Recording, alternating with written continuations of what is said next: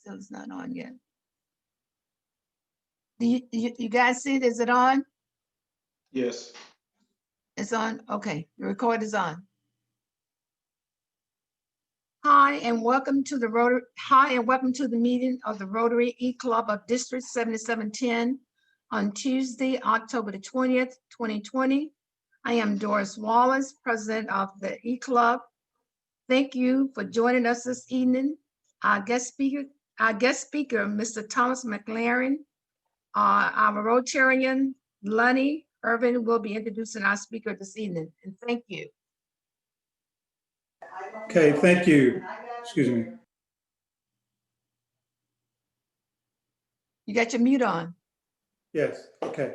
Thank you very much. It's an honor to do this. I'm introducing Mr. Thomas McLaurin.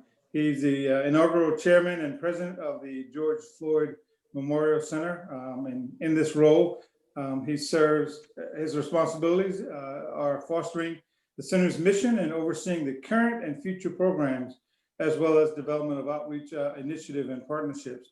I met Mr. McLaurin, and we talked about his initiatives and programs, and we had an opportunity to see him speak and actually get to know or see his members of his family and talk with them as well. And so it's been only to find out that this thing we call the world is really connected, that we have some other connections around this. This should be a pleasure to hear what he has to say, and just listen close. He's got a monumental task ahead of him, but I'm sure Rotary can somehow take part in that. And I'll let him tell you a lot more about himself. Well, I got to tell you one thing. He's a pirate. He's a Pirate Nation person, and also he's a North Carolina Central. He came to my office, and I'm embarrassed that I wasn't prepared, because they taught us this in business school. I should have had his Central flag up a little bit higher, and he reminded me of that. So no, I'm just glad that he joined us, and thank you very much, Mr. McLaurin. Well, good evening, everyone, and thank you so much, Ms. Wallace, President, for your diligence and all that you do, because I'm sure that your task is not an easy one. However, you wouldn't be in that role if you weren't qualified. So thank you so much, Ms. Wallace. And I also want to thank Lonnie Irvin, Mr. Irvin. When I met him, I felt like we'd known each other for a while. You know, I try not to meet strangers. I try to meet people who could become lifelong friends. You know, I do all that I can to try to build relationships and try to make sure that all that I do comes across, you know, in a way in which people will welcome me back. So thank you, Rotary Club, for inviting me for this evening. I'm not going to be before you long, but I did want to start out by just noting today's date. Today is October 20th, 2020. And that kind of struck me when I got the invitation from Mr. Irvin to speak 2020. So, like I always do, and I've learned this from my wife, because that's one of her favorite sayings, is I do my research. I actually did some research on the number 20. And I found out that the number 20 is associated with a trial, a period of waiting. Now, we can say for sure that 2020 has had plenty of trials. I mean, you know, from the shock of hearing of one of my favorite basketball players, Kobe Bryant's death, to this pandemic, to all the social injustices that have been going on. And on top of that, we've got a presidential election. And I will be so glad when November 4th gets here, because I'm tired of commercials. I mean, they run them back to back to back to back. My wife and I voted 2 weeks ago. So I wish there was some kind of way that we could turn it off and just get to November 4th and then find out who's the winner and then move on with our lives. But yeah, 2020 has had plenty of trials. But let me go back and tell you the rest of what I learned. It says the number 20 is associated with a trial, a period of waiting. If it is successfully completed, the reward is generous and full of God's love. Now that last part just took me somewhere, took me to the moon. because anytime I can receive any type of generosity, and on top of that, it's full of God's love, I'm in a good place. Found out a little bit more about the number 20. It says the number 20 resonates with teamwork and service.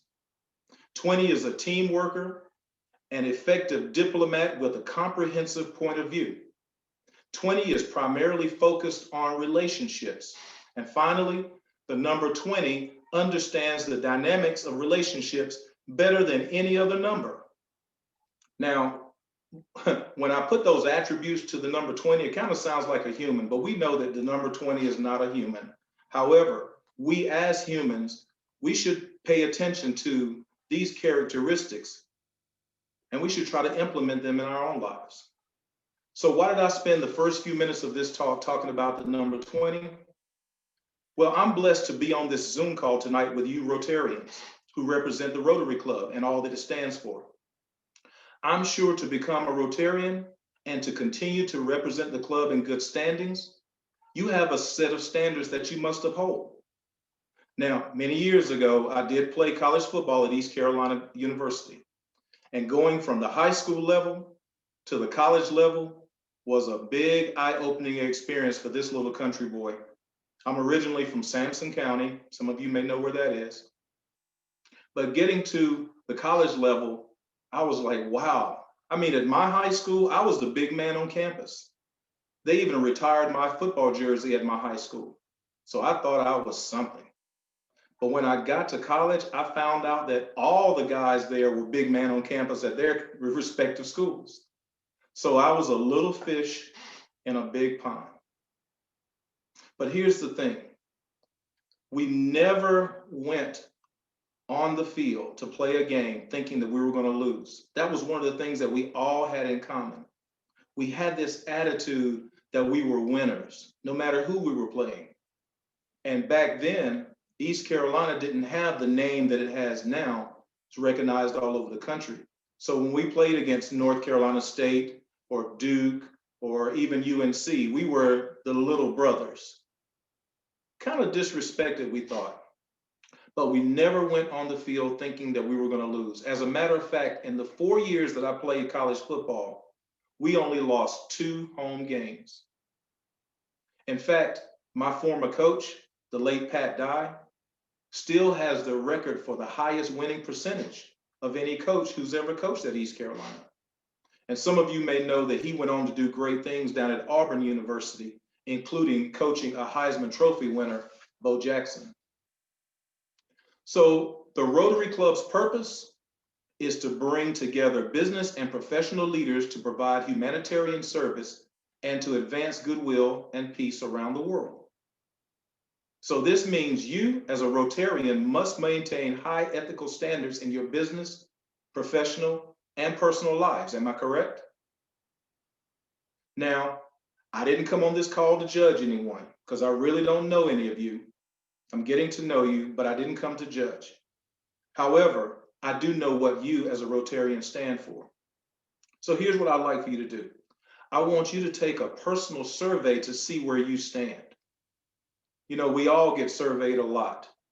We're asked to take a survey at the end of a service call, or while we're in a store shopping, we're asked to take a survey, and so forth and so on. Companies ask us to take surveys and rate their service so that they can get an idea of what we think about them.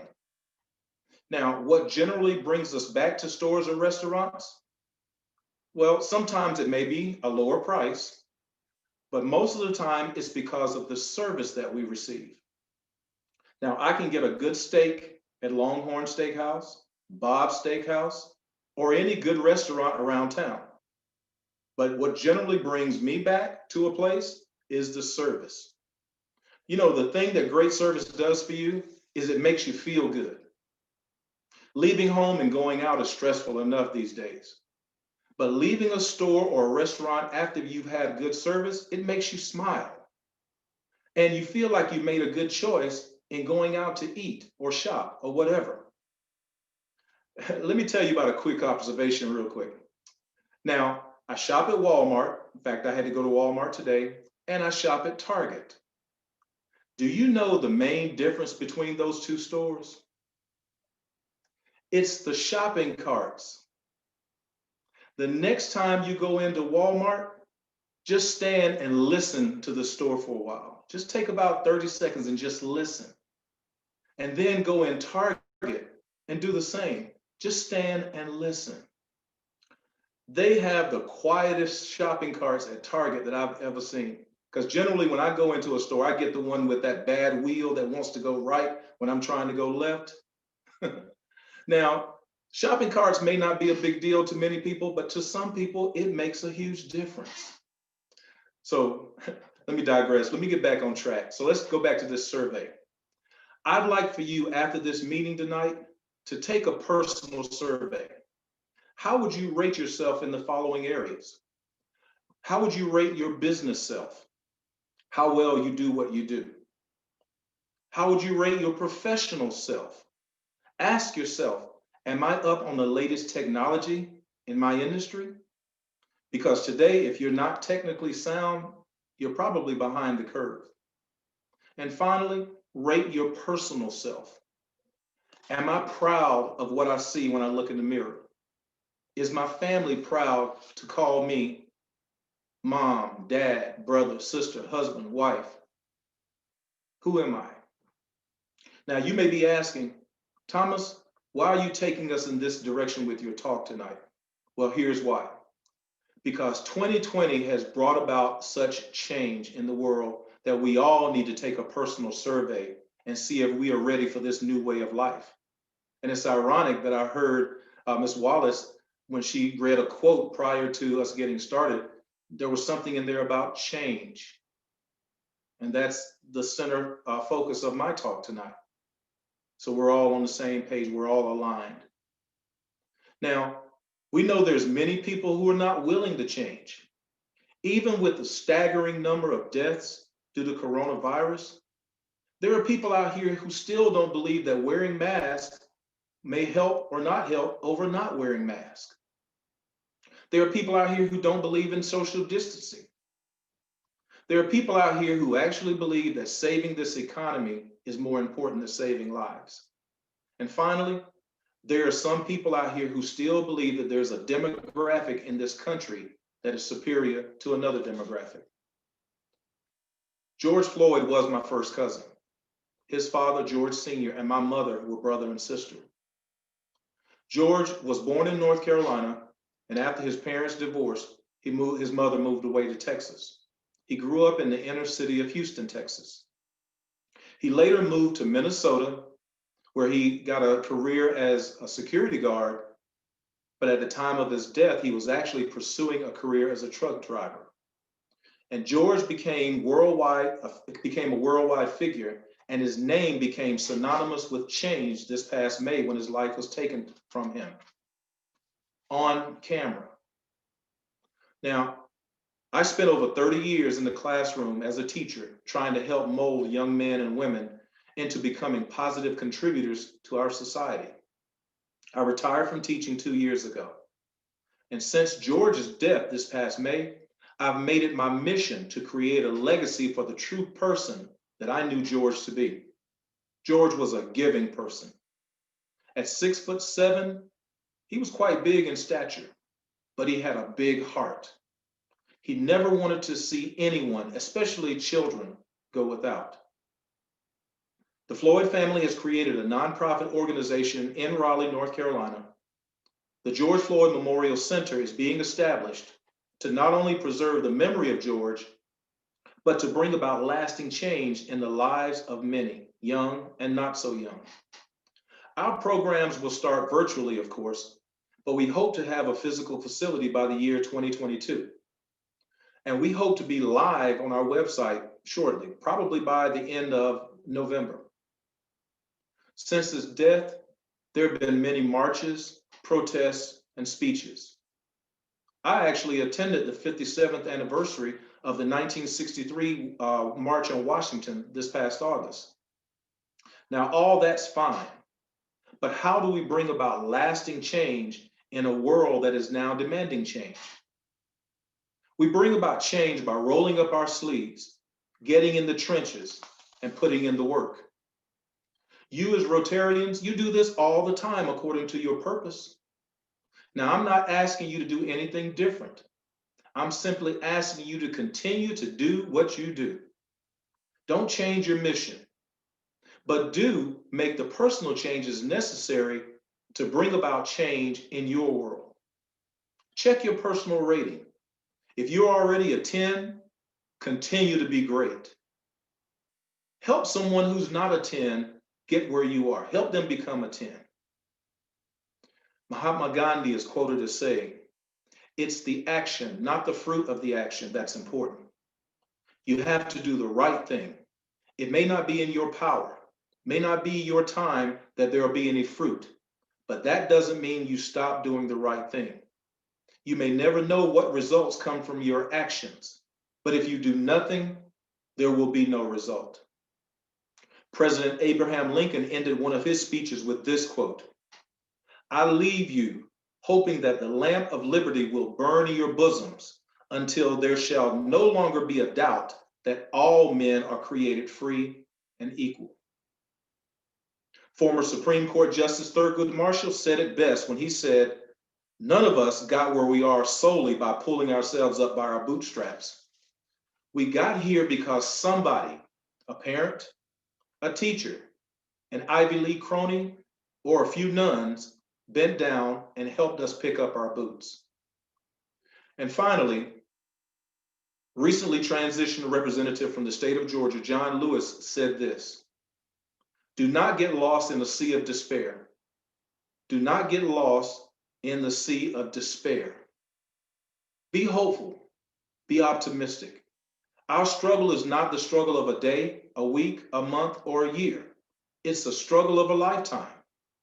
Never, ever be afraid to make some noise and get in trouble. Good trouble, necessary trouble." I want to thank you all for allowing me to share my heart this evening. Please know that I will be calling on you for your support in our efforts to create a space that will have a positive impact on our society. And know that if I can do anything to help you in your mission, don't hesitate to call on me or my family. Dr. Martin Luther King said it best when he said this, "Everybody can be great because anybody can serve. You don't have to have a college degree to serve. You don't have to make your subject and verb agree to serve. You only need a heart full of grace and a soul generated by love." Thank you.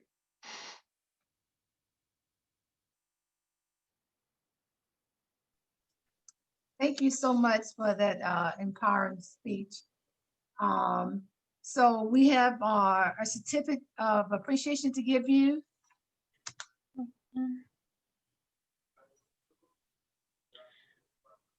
Doris, it's saying host disabled participant screen sharing. Oh, I didn't, no, I didn't do anything. Okay, there you go. You got it now? Yes, ma'am.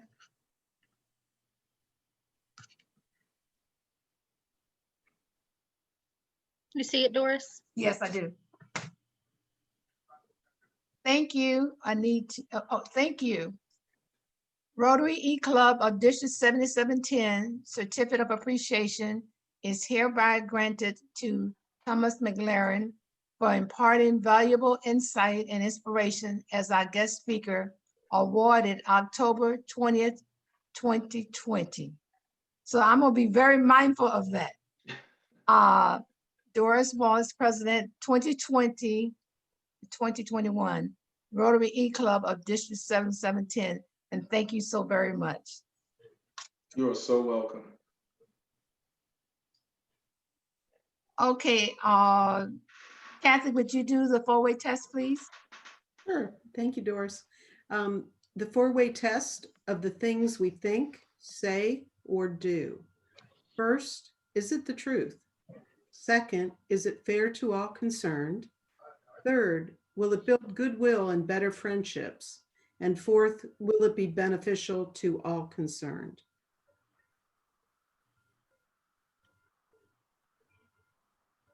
Okay, thank you. So I'm stopping the recording.